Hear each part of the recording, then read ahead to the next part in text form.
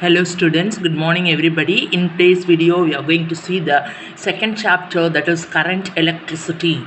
In the first unit we have already studied about the properties of charges. Actually, in reality, the charges are always in motion within the materials. For example, if you consider the case of electrons in a copper wire, they are never at rest and continuously in random motion. Therefore, it is important to analyze the behavior of charges when they are in motion. The motion of charges constitute what is called as an electric current. The topic current electricity is the study of flow of electric charges. It owes its origin to Alessandro Volta, who invented the electric battery, which produced the first steady flow of electric current. Modern world depends heavily on the use of electricity. Without electricity, nothing is possible in this modern world now. Electricity is used to operate machines, communication systems, electronic devices, home appliances, etc. In this unit, we will study about electric current, resistance, and other related phenomena in materials. Electric current. You all know that matter is made up of atoms. Each atom consists of a positively charged nucleus with a negatively charged electrons moving around the nucleus. Atoms in the metals have one or more electrons which are loosely bound to the nucleus. These electrons are called free electrons, and these electrons are easily detached from the atoms. The substances which have an abundance of the free electrons are called conductors. The metals have a large number of free electrons.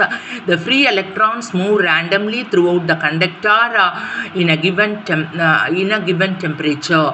In general, due to this random motion, there is no net transfer of charges from one end of the conductor to the other end, and no current flows in the conductor. But what happens when a potential difference is applied by a battery across the ends of the conductor? When a potential difference is applied by the battery across the ends of the conductor, the free electrons in the conductor drift towards the positive terminal of the battery, producing a net electric current. In 11th standard volume 2, we studied about gravitational potential. You all know that any mass will move only from a higher potential to lower potential. That is, water flows from a higher gravitational potential to lower gravitational potential, and when there is an equal potential between the two ends, there is no water flow. So for water flow, gravitational potential difference is essential. Similarly, if you consider the case of a copper wire, if A and B represents the two ends of a copper wire, when there is no potential difference between the two, electric potential difference between the two ends, current will not flow. But if you connect the two free ends, one to a positive terminal of a battery and the other to a negative terminal of a battery, what happens means there will be a potential difference between the two ends. As a result, current flows from higher electric potential to lower electric potential. So it is clear that electric potential difference is essential for the flow of electric current. Electric current in a conductor is defined as the rate of flow of charges through a given cross-sectional area. Let us consider a conductor where A represents the area of cross-section of the conductor. The charges are moving from one end of the conductor to the other end of the conductor. If a net charge Q passes through any cross-section of the conductor in a time t, then the current is defined as I is equal to Q by T. But this charge flow is not always a constant. So the current can be generally defined as I average is equal to delta Q by delta T, where delta Q is the amount of charge that passes through the conductor in a given area at a given area of cross section during an interval of time delta T. If the rate at which the charge flow, that is the charge flowing per unit time, changes with the time. The current also changes. So here in this case, the instantaneous current is defined as the limit of the average current at delta t tends to 0. That is I is equal to, what is I represents the instantaneous current. Instantaneous current I is equal to limit delta t tends to 0 delta q by delta t. That is, under limit delta t tends to 0, the average current becomes instantaneous current, which is equal to dq by dt. What is the unit of current? What is the SI unit of current is ampere. 1 ampere is equal to 1 coulomb per second. Therefore, if 1 ampere of current is equivalent to 1 coulomb of charge passing through a perpendicular cross section in a conductor in 1 second, electric current is a scalar quantity. Next, conventional current. You consider this is an electrical circuit. What do you mean by an electrical circuit? The path for the flow of electric current is called as electrical circuit. Here there is a bulb connected and a battery of potential difference V is connected across the bulb. And because of this connection of the potential difference across the bulb, a current flows through this in this direction. But here, as soon as the circuit is connected, the electrons, the negatively charged electrons in this flow from this direction to this direction, but the direction of flow of electrons is opposite to the direction of the current. Because electrons are negatively charged particles, the current that is flowing due to the flow of electrons is called as a conventional current. So you must understand that the direction of conventional current is opposite to the direction of flow of electrons. Next, electric current is not only produced by batteries. In nature, during lightning or thunder, lightning produces an enormous electric current in a short time. During lightning, actually what happens means a very high potential difference is created between the clouds and the ground, and hence electric charges flow between the clouds and the ground. Next, we are going to see about an important topic, drift velocity. You all know that in a conductor there are a large number of free electrons or charged carriers. The free electrons in a conductor move freely through the conductor and collide with the positive ions. If no electric field is applied between the two ends of a conductor, the free electrons will move in a random direction and their velocities are also randomly oriented, and there is no net current. On an average, the number of electrons traveling in any direction will be equal to the number of electrons traveling, and on an average the number of electrons traveling in any direction will be equal to the number of electrons traveling in the opposite direction. As a result, there is no net flow of electrons in any particular direction, and hence there will not be any current. That is, the net current is 0. Suppose if a potential difference is set up across the conductor by connecting the conductor to a battery, what happens means an electric field E vector is created in the conductor. This electric field exerts a force on the electrons, and this force produces a current. This electric field accelerates the electrons while the ions scatter the electrons and change their direction of motion.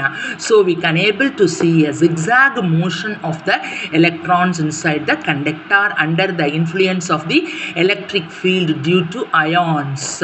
In addition to the zigzag motion due to collisions, the electrons move slowly along the conductor in the direction opposite to the direction of the electric field. See, if this is the direction of the electric field, as the electrons are negatively charged particles, the electrons will be drifted, slowly move towards in the opposite direction to the direction of electric field.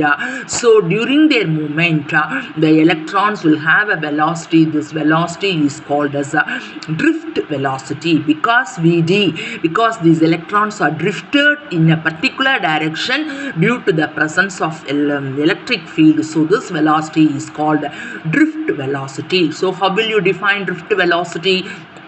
The average velocity acquired by the electrons inside the conductor when subjected to an external electric field is called drift velocity, Vd. During this motion, the average time between two successive collisions is called mean free path, or mean free time, which is denoted by tau. So during this case, the electrons will experience an acceleration due to the electric field. And you all know that F is equal to ma and F is equal to minus EE, because the electrons of negative charge are moving under the influence of the external electric field. So minus EE is equal to MA, or I can write A is equal to minus EE by M. The A represents the acceleration experienced by the electrons under the influence of the electric field, and therefore the drift velocity is given by Vd vector is equal to A vector into tau vector, because acceleration is equal to velocity by time. So Vd is equal to, instead of A you substitute this formula here, you will get Vd vector is equal to minus E tau by M into E vector. E tau by M is called as mobility mu. So the above equation can be written as Vd vector is equal to minus mu E vector. This is an important relation where mu is equal to E tau by M, and it is called as the mobility of the electrons. So from this equation it is clear that Vd vector is directly proportional to electric field, and here mu is a constant. That is, if the applied electric field increases, the drift velocity of the electrons also increases. If the applied electric field decreases, the drift velocity of the electrons inside the conductor will also decrease. So it is clear that drift velocity depends upon the electric field, and here from this equation we can write mu is equal to Vd by E. So I can define drift mobility mu as the magnitude of the drift velocity per unit electric field. That is, mu is equal to magnitude of Vd vector by E vector. The unit of mobility is meter square volt minus 1 s minus 1. Misconception. Actually, there is a common misconception that the battery is a source of electrons. The battery is not a source of electrons. When a battery is connected across a given wire, the electrons in the closed circuit resulting in current. Battery sets only a potential difference. It gives only energy. Due to this energy given by the battery, the electrons in the conducting wire will follow a particular direction. The resulting energy is from the battery is used in electric bulbs, electric fan, etc. Similarly, the electricity board is supplying only the electric energy to our house. We often use the phrases like charging the battery in my mobile and my mobile phone has no charge, etc. These sentences are not correct. Whenever we are connecting our mobile phone to a battery, the battery is providing only electrical energy. That is, so it should be understood that that battery is supplying only electric energy to the mobile phone for its operation. Next, microscopic model of current. This is very important. You consider a conductor. Let A be the area of the conductor as shown in the diagram. An electric field is applied across the ends of the conductor from right to left. And this conductor contains a large number of free electrons. Suppose there are n electrons, small n, per unit volume in the conductor, and when no electric field is applied, all the electrons move inside the conductor in a random direction and they does not constitute a current. But as soon as you apply the electric field, all the electrons will begin to move with a drift velocity Vd in a direction opposite to the direction of the applied electric field. The electric field is applied from right to left, so the electrons, as they are having negative charge, moves from left to right, indicated by this arrow mark. the drift velocity of the electrons is Vd. If the electrons move through a distance dx within the small time interval delta dt, then I can write Vd is equal to dx by dt, or dx is equal to V into dt, where since A is the area of cross section of the conductor, the electrons available in the volume of length dx is given as equal to, that is, the number of electrons available in the volume of length dx is equal to volume into number of electrons per unit volume, which is equal to A into dx into n, where n represents the number of electrons per unit volume. Substituting dx in equation 2.8, we get number of electrons in that element is equal to A Vd into dt into n. The total charge in the volume element dq is equal to charge into number of electrons in the volume element. So dq is equal to E into, that is multiplying by the charge of an electron, E into A Vd dt into n.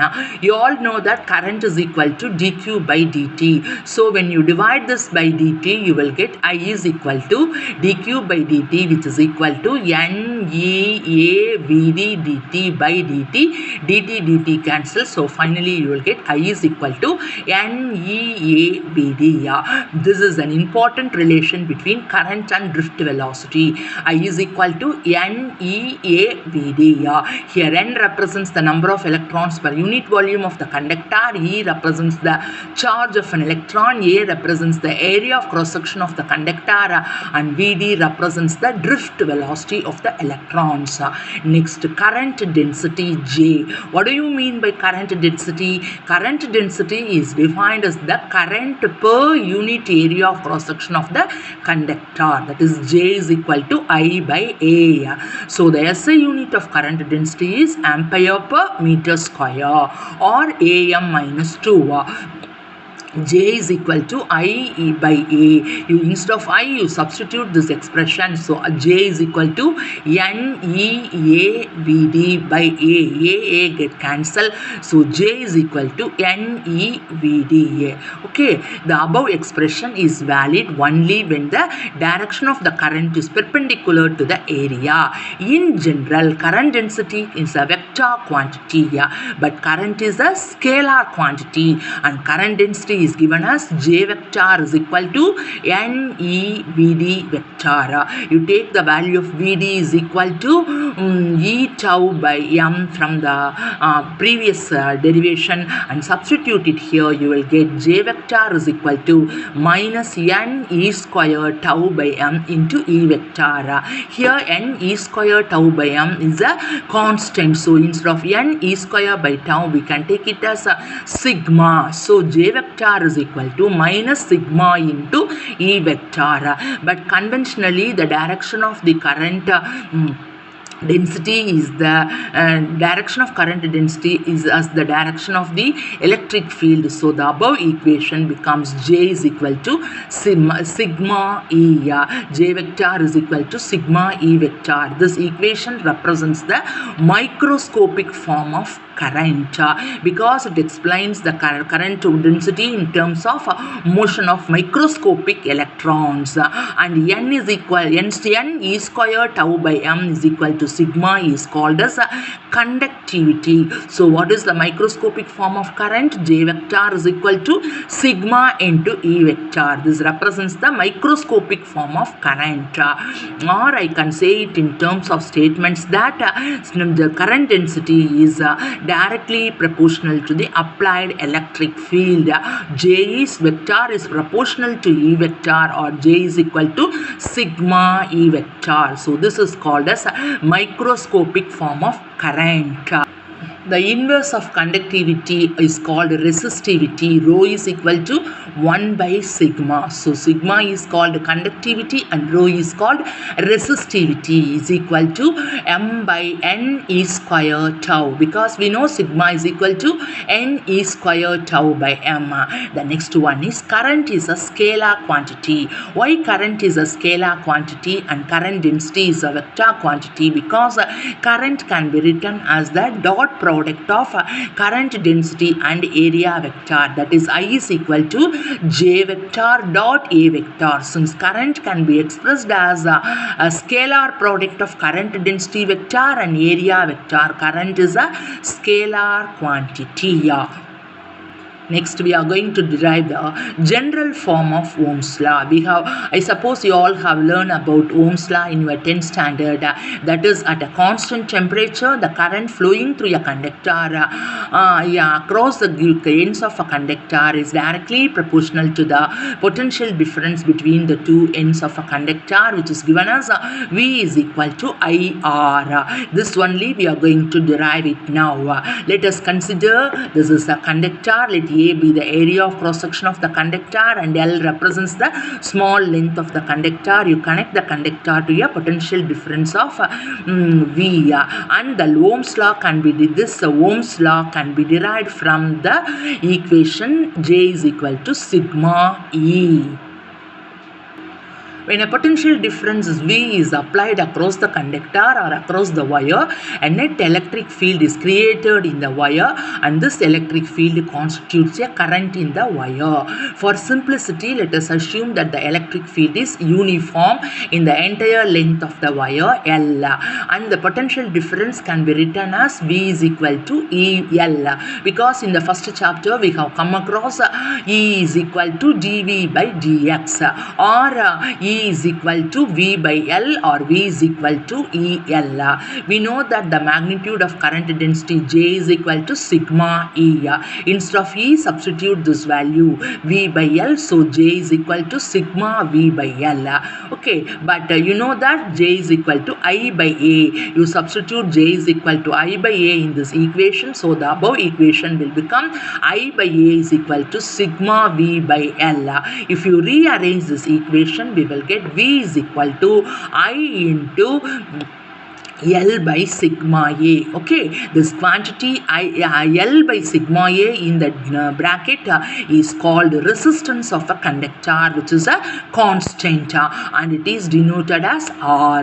Note that the resistance R is directly proportional to the length and inversely proportional to the area of cross section of the conductor. So V is equal to I into L by sigma A. This L by sigma A is a constant which is called as resistance of the conductor. So the above equation can be written as V is equal to IR. Therefore, the macroscopic form of Ohm's law can be stated as V is equal to IR. And here R is a constant, so I can write V is proportional to I. That is the equation for macroscopic form of Ohm's law, and the statement is at a constant temperature the current flowing through a conductor is directly proportional to the potential difference between the two ends of the conductor. From this equation V is equal to IR, we can write R is equal to V by I. So what is R? R is called as the resistance.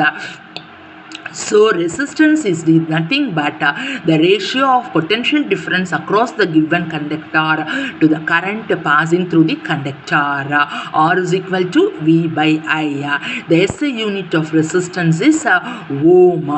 And when you draw a graph between voltage along the x-axis and current along the y-axis, we will get VI curve. For metallic conductors, if you draw a graph between voltage along the x-axis and the current along the y-axis, we will get a straight line graph passing through the origin. Here, V is the independent factor and I is a dependent factor. I depends upon the potential difference, and materials for which the current versus voltage graph is a straight line like this through the origin are said to be obey Ohm's law, and they are called ohmic conductors. And their behavior is said to be ohmic. Materials or devices that do not follow Ohm's law are said to be non-ohmic. These materials will not show a straight line variation, they will show a complex variation like this for VI curve. And if for ohmic conductors, if you find the slope of this curve, the slope is equal to I by V, and Here I by V is equal to R is equal to 1 by R. So the slope or the reciprocal of the slope of the VI characteristic curve for metallic conductors gives you the resistance, and in this case, as it shows a linear relationship, this slope always remains a constant for metallic conductors, but for non-ohmic conductors it should show not showing a linear variation. The resistance is not a constant. In the previous section, we have seen that the resistance R of a conductor is given by R is equal to L by sigma A, where sigma is called the conductivity of the material, and it depends only upon the type of the material and not in its dimension. The reciprocal of conductivity is called resistivity, and it is represented as rho is equal to 1 by sigma. So from this equation we can write R is equal to rho L by A, where rho represents resistivity and R represents the resistance. So from this equation it is clear that the resistance of a material is directly proportional to the length of the conductor and inversely proportional to the area of cross section of the conductor. The constant of proportionality rho is called resistivity of the material. In the above equation, R is equal to rho L by A. If L is equal to 1 meter and A is equal to 1 meter square, then the resistance R is equal to rho. Or in other words, the electrical resistivity of a material is defined as the resistance offered by the current flow by a conductor of unit length having unit area of cross section. The SI unit of resistivity is ohm meter. Based upon the resistivity, materials can be classified into 3 categories, namely conductors, insulators, and semiconductors. The conductors have lowest resistivity, insulators have highest resistivity, and semiconductors have resistivity greater than conductors but less than insulators. Or I can say the semiconductors have resistivity value lying between conductors and insulators. You have all heard about a common fact that while repairing the electrical connection with a wet skin or wet hand is always dangerous. Let us see what is the reason for this. Our human body contains a large amount of water which has a low resistance of around 200 ohm, and a dry skin has a high resistance of about 500 kilo ohm. But when the skin is wet and if you touch the electrical connections with the help of a wet skin or wet hand, the resistance is because of the presence of water, the resistance is reduced to around 1000 ohm. It decreases. So when the resistance decreases, the current becomes large. So this is the reason while repairing the electrical connection, we should not use a wet hand. It is always dangerous. Thank you.